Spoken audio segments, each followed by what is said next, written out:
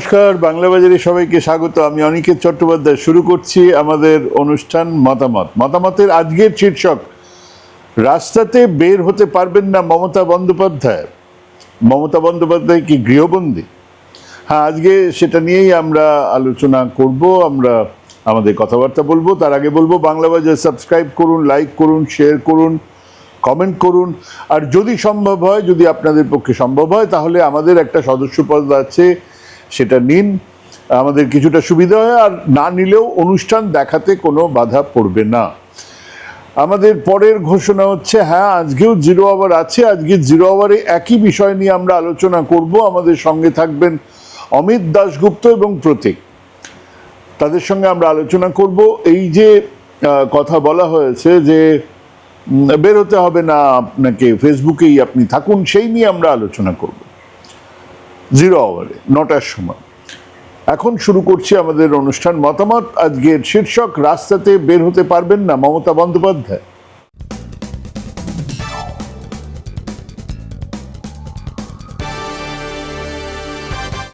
আপনাকে রাস্তায় বেরোতে হবে না, আপনি যাতে বেরোতে না পারেন তার ব্যবস্থা করব। আপনি বিকেলে ফেসবুকেই থাকুন। শুভেন্দু অধিকারী এই কথাগুলো বলেছেন মমতা বন্দ্যোপাধ্যায়কে উদ্দেশ্য করে। এবার একটা ব্যাখ্যা তো এরকম হতেই পারে যে আমরা এমন এক সিমলেস সরকার চালাবো, মানে শুভেন্দু অধিকারী বলছেন আমরা এত মসৃণ ভাবে সরকার চালাবো যে বিরোধিতা করার জায়গাও থাকবে না। হ্যাঁ, এরকম একটা ব্যাখ্যা তো দেওয়াই যায়। যদিও 1952 সাল থেকে আমাদের দেশে এরকম কোনো সরকার আসেনি যে সরকারের বিরোধিতা হয়নি। নেহেরুর সরকারের বিরোধিতা বিরাটভাবেই হয়েছিল। মাত্র 3 বছর পরে, 52 সালে সরকার নির্বাচিত হলো, মাত্র 3 বছর পরে সংসদে ওনার জামাই, কংগ্রেসের সাংসদ ইন্দিরা গান্ধীর স্বামী ফিরোজ গান্ধী, ডিসেম্বর 1957-তে ওই LIC মুদ্রা স্ক্যান্ডাল ফাঁস করেছিলেন তিনি। হরিদাস মুদ্রার ব্যবসাতে অন্যায়ভাবে LICর এক বিরাট টাকা বিনিয়োগ করা হয়েছিল, আর সেটাই কংগ্রেস দলের সাংসদ নিজেই ফিরোজ গান্ধী সেটা সংসদে ফাঁস করে দেন।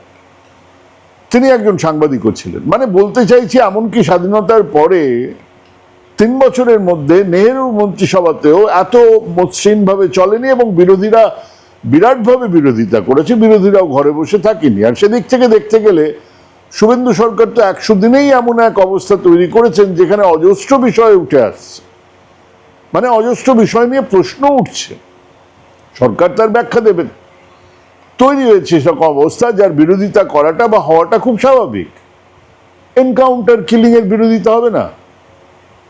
মানবাধিকার কর্মীরা, বিরোধী রাজনৈতিক দলের নেতা কর্মীরা কি আঙুল চুষবেন নাকি? একজন নাবালিকাকে ধর্ষণ করা হলো, খুন করা হলো, সেই ঘটনার সঙ্গে নারী পাচারের যোগ থাকতে পারে, সেই ঘটনার সঙ্গে ড্রাগ চক্র জড়িত থাকতে পারে। কেউ কি জানেন তদন্ত এখন ঠিক কোথায় দাঁড়িয়ে? মাননীয় মুখ্যমন্ত্রী প্রাক্তন মুখ্যমন্ত্রীকে ঘর থেকে বের হতেই দেবেন না বলে দিয়েছেন। বেশ, কিন্তু মানুষের তো এই প্রশ্ন করার অধিকার আছে, কারা দোষী? কেন মেয়েটাকে নিয়ে গিয়ে অতক্ষণ আটকে রাখার পরে ধর্ষণ করা হলো? কেন খুন করা হলো তারও অনেক পরে? সে কোন নারী পাচারকারী র্যাকেট বা ড্রাগ চক্রের কথা জেনে ফেলেছিল? আমাদের জানার অধিকার নেই? যত জাস্টিস চিৎকার ওই আরজি করের জন্য রাখা আছে। প্রাক্তন বিরোধী নেতার পিএ তার এক রহস্যজনক খুন কে করলো, কারা জড়িত, কোন রহস্য লুকিয়ে আছে সেই খুনের পেছনে? আমরা প্রশ্ন করব না? বিরোধীরা প্রশ্ন করবে না? কেন এতদিনে সামান্যতম কিনারাও হয়নি? একবারও শোনা যাচ্ছে এ দায়ী, একবার শোনা যাচ্ছে ও দায়ী, কিন্তু কেন খুন হলো না সেটা নিয়ে কোনো কথাই নেই। এখনো পর্যন্ত কেবল কিছু বিজেপি নেতা কর্মীরা যে জড়িত সেটাই কেবল শোনা যাচ্ছে। কাস্টাডি ডেথ কতদিন দেখেনি পশ্চিমবঙ্গ? হলো তো, মারা গেলেন কাস্টাডিতে, তার ক্ষতিপূরণ দেওয়া হলো, চাকরি বাকরি সব হলো, কিন্তু তদন্ত কারা দায়ী, কেন হলো কাস্টাডি ডেথ? না, আমরা কিছুই এখনো জানি না। রাজ্যের প্রতিটা ঘটনার বিবরণ মুহূর্তের মধ্যে দিচ্ছেন মুখ্যমন্ত্রী, এখনো এটা বলছেন না কেন? কেন একটা ছেলে কেবল একটা স্কুলের অভাব অভিযোগ দেখতে গিয়েছিল বলে বিজেপি কর্মীরা তার বাবাকে পিটিয়ে মারবে? ছেলেটি তো সেই অভিযোগ করছে, কেন তার অভিযোগ শোনা হবে না? সেই অভিযোগ কেন বিরোধীরা করবে না? মুখ্যমন্ত্রী তো সেই ছেলেটার বাড়িতে গেলেন না, কম্পেনসেশনের কথা বললেন না। ছেলেটি কম্পেনসেশন চাইনি, ছেলেটি বলেছে আমার বাবার নামে একটা স্কুল হোক, তো সেসব নিয়েও কোনো কথাবার্তা নেই। কেন? ছেলেটি সংখ্যালঘু সম্প্রদায়ের বলে? এগুলো সবই তো আইন শৃঙ্খলার ব্যাপার, যার দায় এই মুহূর্তে মুখ্যমন্ত্রী। ধরেই নিলাম সময় লাগবে, ধরেই নিলাম তদন্ত চলছে, কিন্তু তাই বলে তার বিরোধিতা করা যাবে না। এক জায়গাতে নয়, হাজার একটা জনসভাতে তিনি বলেছেন যে আমাদের ক্ষমতায় আসতে দিন, আমরা লক্ষ্মীর ভান্ডারের জায়গাতে অন্নপূর্ণা ভান্ডার চালু করব, আর সেখানে যারা লক্ষ্মীর ভান্ডার পেতেন তাদেরকে 1,500-এর জায়গাতে 3,000 টাকা দেওয়া হয়। পরিষ্কার এই কথা বলেছেন, খালি বলেননি। জনে জনে লোকজন সেই কাগজ নিয়ে গ্রামে গ্রামে ঘুরেছে, মানুষ সেটা দেখেছেন, সেসব আছে এখনো। ভাতা দেওয়া উচিত কিনা, দিলে সবাইকে দেওয়া উচিত কিনা, ঝাড়াই বাছাই করে দেওয়া উচিত কিনা, তা নিয়ে 100টা যুক্তি আর পাল্টা যুক্তি তো আছে। কিন্তু নির্বাচনের আগেও একবারও কি সেই কথাগুলো বলেছিলেন শুভেন্দুবাবু? একবারও বলেছিলেন যে টাকাটা যেহেতু 3,000 তাই আমরা ঝাড়াই বাছাই করব? আজ উত্তর থেকে দক্ষিণে, পূর্ব থেকে পশ্চিমে সর্বত্র এই অন্নপূর্ণার ভান্ডার নিয়ে যে বিক্ষোভ চলছে সর্বত্র, তো বিরোধী নেত্রী প্রাক্তন মুখ্যমন্ত্রী কোনো কথা বলবেন না, ঘরে বসে থাকবেন? থাকলে তো আমরাই তো দেবো, বলবো যে সেটিং চলছে, তাকে বিরোধিতার দায় তো নিতে হবে। কিন্তু আজকের মুখ্যমন্ত্রী যখন বলেন ঘর থেকে বের হতে দেব না, তখন তো প্রশ্ন উঠবেই যে কোন আইন, কোন ধারায় তাকে ঘরে বন্দি করে রাখা হবে, কেন হবে, কতদিন হবে? প্রতিটা জনসভাতে গিয়ে বলেননি শুভেন্দুবাবু 450 টাকার গ্যাস দেবেন, 200 ইউনিট বিদ্যুৎ ফ্রি দেবেন? আজ সেই প্রতিশ্রুতি নিয়ে চুপ করে বসে থাকলে মানুষ রাস্তায় নামবেন না? বিরোধী দলনেতা এসব কথা বলছেন না, বলছেন না তো বলছেন না, বাকি বিরোধীরা তো বলবেন। কেন মাঝরাতে এবিভিপির লোকজন চড়াও হচ্ছে বিশ্ববিদ্যালয়ে? কেন বিধায়িকা শাসাচ্ছেন তাণ্ডব নৃত্য করার? কেন বলছেন তিনি সবকটাকে খুঁজে এনে জেলে পুরবেন? কে অধিকার দিল তাকে? কেন যাদবপুর বিশ্ববিদ্যালয়ের ভেতরে আশু তিমিরের পাঠশালা ভাঙচুর করা হলো? মুখ্যমন্ত্রীর কি জানাও আছে তারা কারা? কারা আশু, কারা তিমির? পথ শিশুদের, গরিব মানুষদের সন্তান শিক্ষা কেন্দ্র চলবে না, পথ শিশুদের দুধ গরম করা যাবে না রাস্তার ফুটপাতে, অথচ বড়বাজার, রাজাকাটরা, ট্রিনিটি বাজার, চাঁদনি বাজার জুড়ে ওই ফুটপাতে কোটি কোটি টাকার ব্যবসা চলছে। করছে যারা, তাদের গায়ে আঁচ পর্যন্ত পড়বে না। কেন? একবার একটা ডিম ছুঁড়ে শিক্ষা হয়ে গেছে, এক গাল পানপরাগ মুখে নিয়ে ফোন এসেছে আর অমনি ফেটে গেছে দোদমা। একটা সরকার শিল্পের কথা বলবেন, একটা সরকার গরিবদের জন্য প্রকল্প আনবেন, শিক্ষার ব্যবস্থা করবেন, রাস্তাঘাট ঠিক করবেন, হাসপাতালগুলোকে ভালো করবেন, করুন না। কিন্তু আপনাদের ভুল ভ্রান্তিগুলো নিয়ে বিরোধীরা কথা বলতে পারবেন না, কেউ পোস্ট করতে পারবেন না, কেউ লিখতে পারবেন না, কেউ প্রতিবাদ করতে পারবেন না। তাদের ঘরে বন্দি করে রাখা হবে, তাদের মুখ বুজে থাকতে হবে। বাম জামানাতে সিঙ্গুর নন্দীগ্রাম আন্দোলন থেকে অসংখ্য আন্দোলন হয়েছে, বন্ধ হয়েছে রাস্তা, রাস্তা অবরোধ হয়েছে, হরতাল হয়েছে, স্ট্রাইক হয়েছে। তার বহু দায়িত্ব আজকের মুখ্যমন্ত্রী ছিলেন, করেছেন, তিনিই নেতৃত্ব দিয়েছেন বহু জায়গাতেই। তৃণমূল জামানাতেও ভাঙড়ের আন্দোলন হয়েছে, আরজিকর নিয়ে ঐতিহাসিক আন্দোলন হয়েছে, ধর্মঘট হয়েছে, একবার নয় অসংখ্যবার নবান্ন ঘেরাও, নবান্ন অধিকার অভিযান হয়েছে। কিন্তু সেগুলো 100 দিনের মধ্যে হয়নি, বা এরকম ভাবে বলা হয়নি যে 100 দিনের মধ্যে এই অবস্থা তৈরি হয়নি যার ফলে মানুষকে বিরোধী দল বা পক্ষকে রাস্তায় নামতে হয়।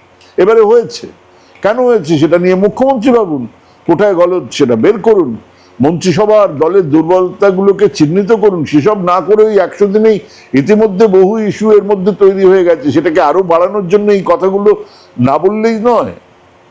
আপনি 43% কাজ করে ফেলেছেন, হ্যাঁ দেশের স্বরাষ্ট্রমন্ত্রী বলেছেন আমরা দেখতে পাচ্ছি না, কিন্তু ধরে নিলাম করেছেন, তাহলে তো 57% কাজ এখনো বাকি। এখনো অন্নপূর্ণা নিয়ে অনেক সিদ্ধান্ত নিতে হবে, প্রাথমিক স্বাস্থ্য শিক্ষা নিয়ে বহু কাজ বাকি পড়ে রয়েছে, পঞ্চায়েতের পরিকল্পনা, শিল্প ইত্যাদি। গিয়ে দেখছেন, গিয়ে একবারও দেখেছেন খুচরো বাজারের অবস্থা? 2, 3, 5 বছরের হিসেব ছেড়ে দিলাম, গত মে মাস থেকে আজকে পর্যন্ত চিনি, আটা, ডাল, তেল, সবজির দাম যে হারে বেড়েছে তা অস্বাভাবিক। কেন বাড়ছে? সরকারের ভূমিকা কি? এই 5 বছরের ম্যান্ডেট কিন্তু এক পূর্ণিমার মতো। 5 বছরের ম্যান্ডেট বলে যে কথাগুলো বলছেন সেটা একটা পূর্ণিমার চাঁদ। হ্যাঁ পেয়েছেন 5 বছরের ম্যান্ডেট, কিন্তু সেই ম্যান্ডেট ছিল এই 4 মে, তারপর থেকে তা প্রতিদিন কমছে। একটু সৎভাবে একটা সার্ভে করুন, করান। বহু মানুষ বলতে শুরু করেছেন যে আমরা কাদের হাতে ক্ষমতা দিলাম, মানে ম্যান্ডেটের ক্ষয় কিন্তু শুরু হয়ে গেছে। এই ক্ষয়ের আজকের পরিমাণ বলে দেয় আগামী দিন মোটেই ভালো কাটবে না। আপনি ভেবেছেন ম্যান্ডেট মানে ফিক্সড ডিপোজিট? না হুজুর, ম্যান্ডেট মানে মাস মাইনে। অর্জন করতে না পারলে কেবল খরচ হবে, আর 5 বছরের শেষে হাতে থাকবে পেন্সিল। এখনো বহু সময় বাকি, এখনো সূর্য নেবার সুযোগ আছে। মানুষ এক সংবেদনশীল সরকার চায়, সব্বার ঘরে সরকারি চাকরি হবে না সেটা সব মানুষ জানে, কিন্তু বিশ্ববিদ্যালয়ে হামলা হওয়াটা তো উচিত নয়, সেটাও তো মানুষ জানে। যেমন জানে ফুটপাতের এক বাচ্চার দুধ নিয়ে কথা বলাটা অমানবিক, বাংলার সংস্কৃতিতে এক ঘোর পাপ।